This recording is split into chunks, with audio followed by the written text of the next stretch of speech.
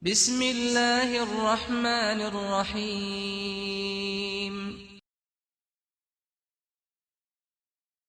إن الحمد لله نحمده ونستعينه ونستغفره ونعوذ بالله من شرور أنفسنا وسيئات أعمالنا من يهد الله فلا مضل له ومن يضلل فلا هادي له أشهد أن لا إله إلا الله وحده لا شريك له وأشهد أن محمدا عبده ورسوله لا نبي بعده اللهم صل وسلم على نبينا محمد وعلى آله وصحبه ومن تبع هداه بإحسان إلى يوم الدين ثم أما بعد عباد الله أوصيكم ونفسي بتقوى الله فقد فاز المتقون يا أيها الذين آمنوا اتقوا الله حق تقاته ولا تموتن إلا وأنتم مسلمون.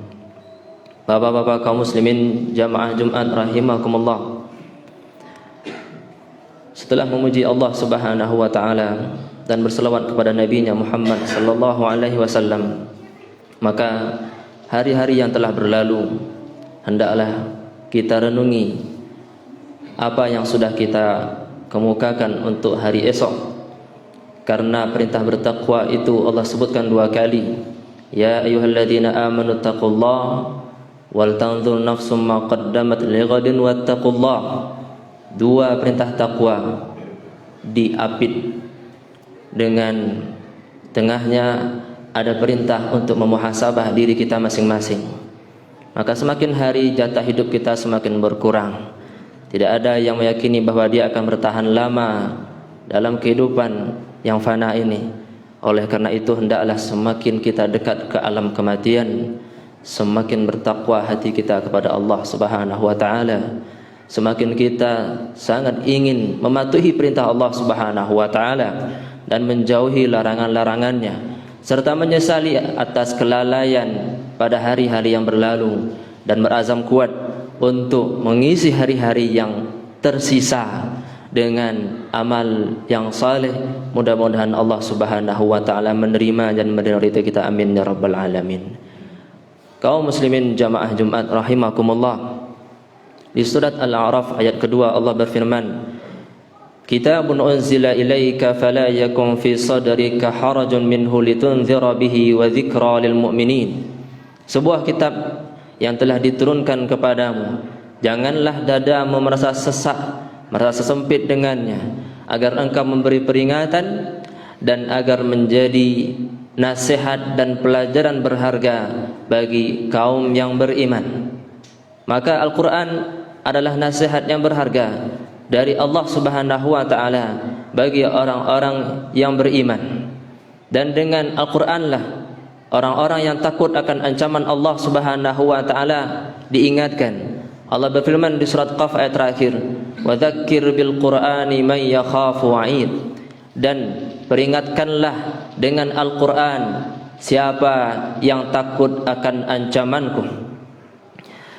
Dan peringatan dan ancaman yang disampaikan lewat ayat-ayat Al-Quran itu sangat bermanfaat bagi orang yang beriman.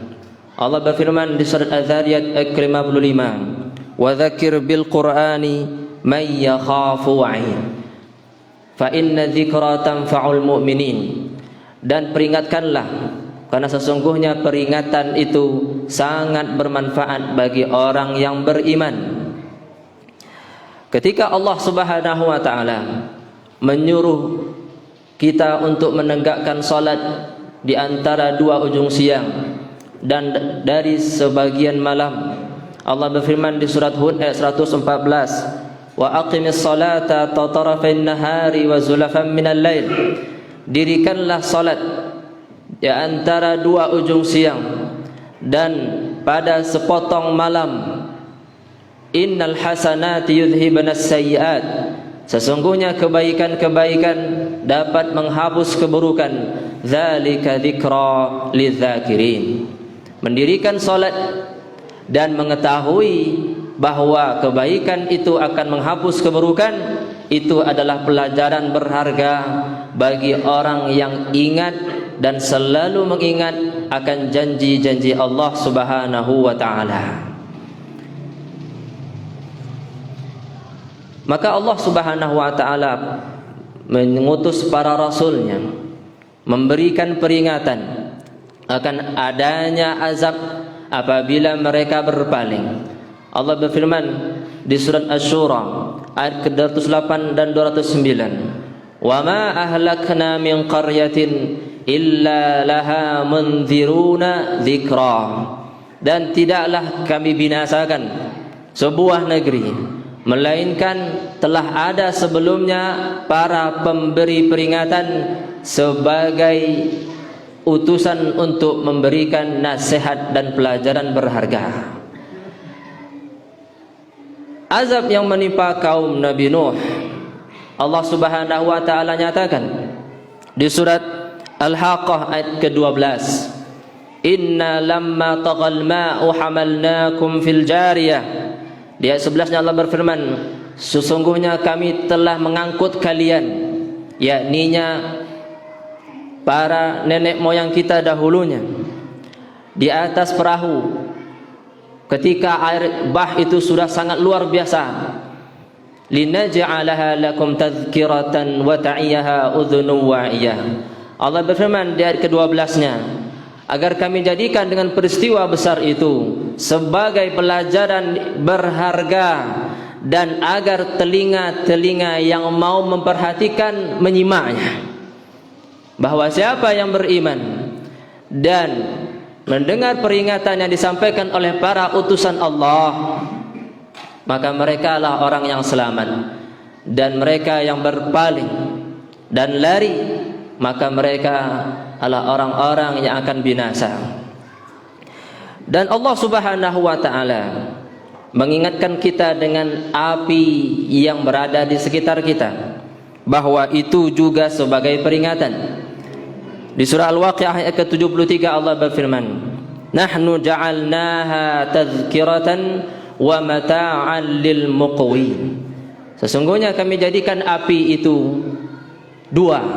Yang pertama sebagai peringatan tentang panasnya api Jahannam, yang kata Nabi kita Muhammad sallallahu alaihi wasallam 70 kali lipat dari api kita. Wa mata'an, dan juga sebagai kesenangan sementara bagi orang-orang yang ingin mendapatkan manfaat dari api. Maka api yang kita pergunakan sehari-hari itu adalah peringatan, dan peringatan ini akan bermanfaat bagi orang-orang yang beriman.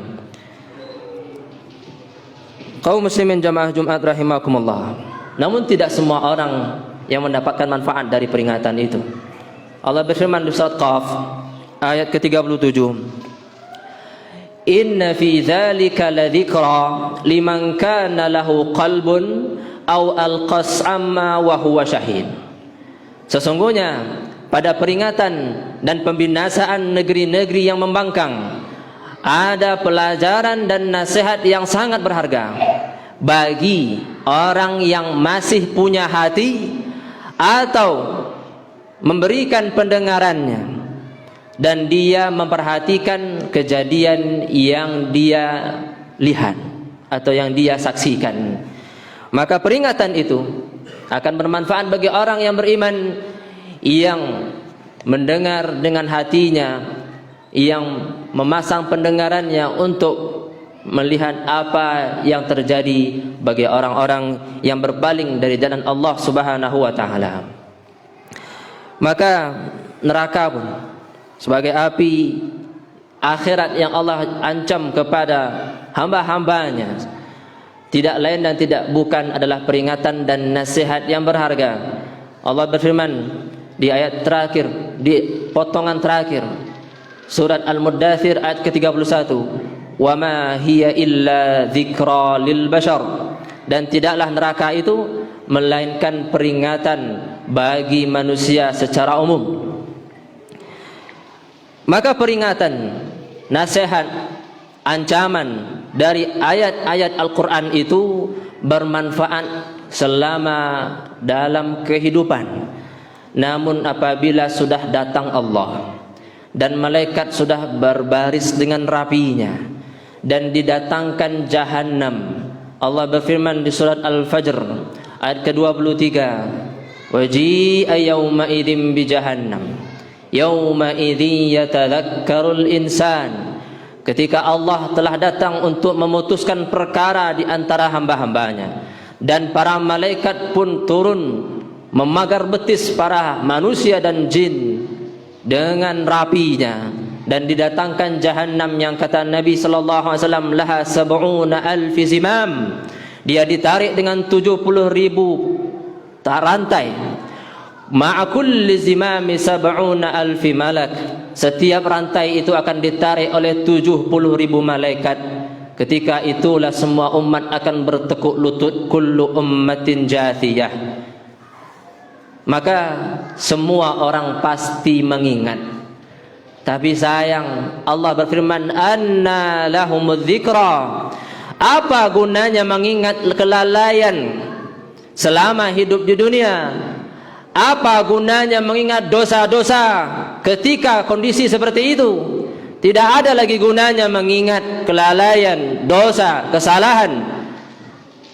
Mengingat kelalaian atau menyesal akan dosa-dosa itu bermanfaat sebelum manusia dicabut nyawanya oleh Allah Subhanahu wa taala. Sebelum neraka jahanam didatangkan, maka apapun nasihat yang disampaikan itu akan bermanfaat bagi orang-orang yang meyakininya.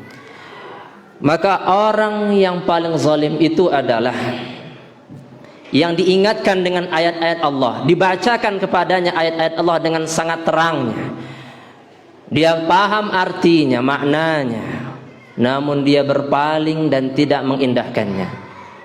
Allah berfirman dalam surah As-Sajdah ayat ke-22, waman azlamu mimman dzukira biayati rabbih thumma a'rada anha. Siapa yang lebih zalim daripada orang yang diingatkan dengan ayat-ayat Rabb-nya kemudian dia berpaling darinya? Maka tidak ada yang lebih zalim dari orang yang telah mendapatkan peringatan dari ayat-ayat Allah Ar-Rahman kemudian dia melupakan dan meninggalkannya. Bahkan di surat Al-Muddathir Allah heran, fama lahum anit tadhkirati mu'ridin. Kenapa mereka dari peringatan itu berpaling? Ka'annahum humurum mustanfirah farrat min qaswarah. Seakan-akan mereka adalah keledai-keledai liar yang sangat takut lari dari singa padang pasir. Seperti itu kondisi mereka ketika mendengar peringatan-peringatan Allah Subhanahu wa taala. Maka berbanding terbalik dengan hamba-hamba Allah yang beriman. Lihatlah ketika Allah mensifati wa ibadur rahmanil ladzina yamshuna 'alal ardi hauna, dan hamba-hamba Allah Ar-Rahman itu adalah orang-orang yang berjalan di atas muka bumi ini dengan tunduk, tidak menyombongkan dirinya. Salah satu sifat mereka yang Allah sebutkan Allah di surat Al-Furqan ayat ke-73, wa idza dzukiru bi ayati rabbihim lam yakhirru 'alaiha summan wa umyana. Apabila mereka diberi peringatan, diingatkan dengan ayat-ayat Rabb mereka, mereka tidak lalai darinya, seakan-akan peka, seakan-akan tuli, seakan-akan bisu dan tidak tahu menau. Bahkan mereka adalah hamba-hamba Allah yang tunduk. Saking tunduknya mereka sujud ketika dibacakan dan diingatkan dengan ayat-ayat Rabb mereka. Allah berfirman di surat As-Sajdah ayat ke-15, innama yu'minu bi ayatina alladhina idza dzukiru biha kharru sujjada wa sabbahu bihamdi rabbihim wa hum la yastakbirun. Yang beriman dengan ayat Allah itu hanya yang apabila diingatkan dengan ayat-ayat Rabb-nya, mereka langsung tersungkur sujud saking tunduknya dan takutnya kepada Allah dan ancaman-ancaman Allah Subhanahu wa taala. Mereka memujinya, mereka mensucikan Allah dan mereka tidak menyombongkan diri mereka. Maka sebagai pelengkap bahwa Jumat ini kata ulama adalah waktunya bagi kaum muslimin secara umum untuk mendapatkan dan mendengarkan peringatan-peringatan dari Allah Subhanahu wa taala. Makanya Nabi sallallahu alaihi wasallam menyampaikan, man massal hasa faqad lagha. Siapa yang memainkan kerikil yang berada di depannya sungguh sudah batal dan sia-sia pahala Jumatnya. Hanya sekedar memainkan kerikil, di zaman dahulu tidak ada karpet, yang ada kerikil. Itu kata Nabi SAW sudah batal, pahala Jumatnya sia-sia. Apalagi yang lebih besar daripada itu. Maka siapa yang mengantuk? Kata Nabi SAW dalam hadis sahih riwayat Abu Daud, "Idza na'asa ahadukum wal imamu yakhutub falyatahawwal min majlisihi dzalik." Apabila kalian merasa kantuk ketika imam sedang berkhutbah, maka hendaklah dia bergeser dari tempat duduknya itu agar hilang rasa kantuknya. Dan Nabi SAW melarang seseorang untuk duduk dengan menekuk lutut yang diistilahkan dengan al-habwa. Naha Rasulullah SAW anil habwa yaumal jumu'ah wal imamu yakhutub. Nabi melarang seseorang untuk duduk menekuk lututnya sedang para khatib berkhutbah. Kenapa? Al-Khattabi mengatakan li'annaha tajlibun naum, karena itu akan mengundang rasa tidur, rasa kantuk. Kenapa? Pada waktu Jumat ini Muhammad bin Sirin mengatakan kanu yakrahun nauma wal imamu yakhutub. Orang-orang dahulu, ulama-ulama dahulu sangat membenci tidur ketika para khatib sedang berkhutbah. Kenapa? Karena inilah masanya para kaum muslimin secara umum mendapatkan dan mendengarkan peringatan-peringatan Allah Subhanahu wa taala. Kaum muslimin, bapak saudara jamaah Jumat rahimakumullah. Sesungguhnya peringatan itu selain bermanfaat, dia juga obat bagi hati kita. Allah berfirman di surat Yunus ayat 57, "Ya ayyuhan nas, qad ja'atkum mau'izatun min rabbikum wa shifaa'un lima fis sudur." Wahai manusia sekalian, telah datang dari Rabb kalian mau'izah, pelajaran, peringatan, nasihat berharga yang mengingatkan kalian akan ancaman Allah, yang mempertakutkan kalian akan neraka Allah Subhanahu wa taala. Maka itu kata Allah syifa dan menjadi penyembuh bagi segala penyakit yang ada di dalam dada, baik penyakit syahwat apalagi penyakit syubhat dan pikiran-pikiran yang menyimpang. Maka tidak lain dan tidak bukan peringatan-peringatan yang diberikan akan mendapatkan manfaat dan memberikan keuntungan bagi orang-orang yang beriman di dunia sampai ke akhirat. Mudah-mudahan apapun yang kita dengar menjadi manfaat yang mendapatkan keuntungan bagi kita di dunia dan akhirat. Dan kejadian-kejadian bencana-bencana yang kita dengar, peringatan-peringatan di alam. Jangan lupakan tsunami Aceh, jangan lupakan gempa bumi di Pasaman Barat, jangan lupakan bencana-bencana alam yang menimpa sebagian saudara-saudara kita dan juga diri kita. Karena semua itu adalah peringatan bagi orang-orang yang beriman agar mereka senantiasa ingat bahwa azab Allah Subhanahu wa taala kalau Dia berkehendak untuk mengazab akan sangat pedih siksaannya. Syukran ya Rabbi, syukran هديت قلبي شكرا